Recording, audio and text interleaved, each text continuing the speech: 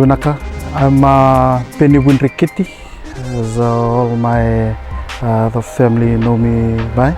But my artist or stage name in the world of art, I'm known as Wanga Vuidreketi, and usually I sign off my work as Wanga Vuidreketi. I am originally from Lomini Kororel, and as a visual artist, I am based now here in the village of Lomini Kororel. Before the closure, before the pandemic hit, I was mainly working with acrylic and oils. For me, I was traveling to two worlds. One is the outside world, overseas markets and exhibiting regionally overseas and also in international, and also the markets here locally.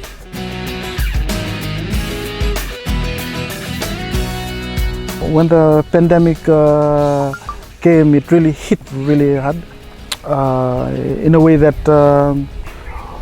galleries start to close, and locally the expat markets begin to slow down, and also the buying power start to stop because of the pandemic. We didn't see this coming. For me, in my career as a visual artist, it was a reset to ask myself like who I am really, and finding yourself through this in the arts. It has made that confidence, it's built that confidence in me. The paints was always there, available. But when the pandemic hit, the shops closed. The material was very hard to get, and let alone the price, the expensive part of it. But I tried, okay, what can I do? And that is when I started to go out, going to the Tete, going to the little bushes, going to fishing and going to all these places. And that is when I see all these trees, and it was telling me like, I am here, I am here. So and that is when it answered my question, this is who I am. And then it has forced me to reach out and look for other ways or other materials to paint with, to use it as a medium.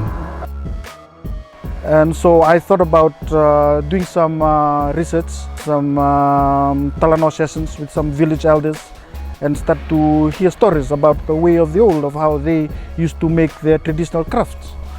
And that is when I found out about the makandre, or the tree resins, and the nranindongo, or the mangrove sap, and the beeswax, which was naturally provided or done by the farmers here locally. And I gathered these raw materials, and I started to cook them in my makeshift studio there at home. I don't use any paintbrush, but I use a palette knife, and with a fire or with a heat, I start to make or create the image or the result, the final result with. So just brushing over, I was just working over. Most times with this flame, the heat, the design or the motifs or the pattern it gives out is very organic. The makandre is, the properties of this raw material is very amazing. It's magic for me, it's just magic. And then I saw that because of this closure, I was being isolated, and as an artist, being isolated is normal, but I've been isolated and been reduced to a different, in a different, very different way, and thought my mind started to travel outside. Even though I was spaced out, I started to wonder like, what else? And that is when I gathered the stories of the old and started to recreate what was used in the cultural form of traditional craft and make it into a contemporary piece. And which was very exciting, and it was very interesting for me to learn also at the same time. So experimenting for Wanga Vuidreketi is always something that I find amazing. I bury myself in it. Most time I get lost in it as well, yes. The mangrove sap, and we know that culturally it is a ink that is used, or paint that is used for masi. And it is very iconic in our cultural way of living, because it tells a lot of story from the cradle to the grave. And I thought to borrow that, and it has a rich story, so why not? And I thought of the makandre, because when they were building canoes back in the days, they were using makandre to varnish or to protect the boats or the vesi tree from the hard-hitting waters. and to protect also the kurovakaviti or the Fijian clay pots, to varnish it, to give it that finishing, and it protects this material of the clay pot. With those properties, I try, why not?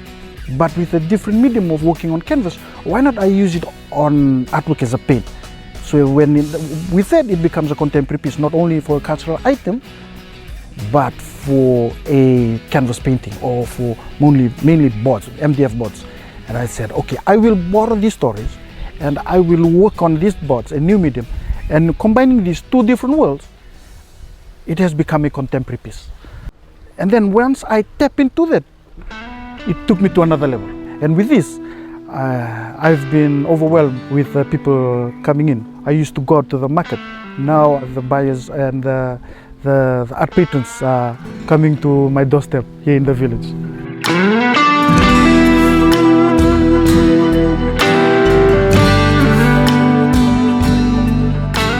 With the setbacks of life and what it brings with you, you always have a positive mental mind and an attitude, and with that you will surely go a long way.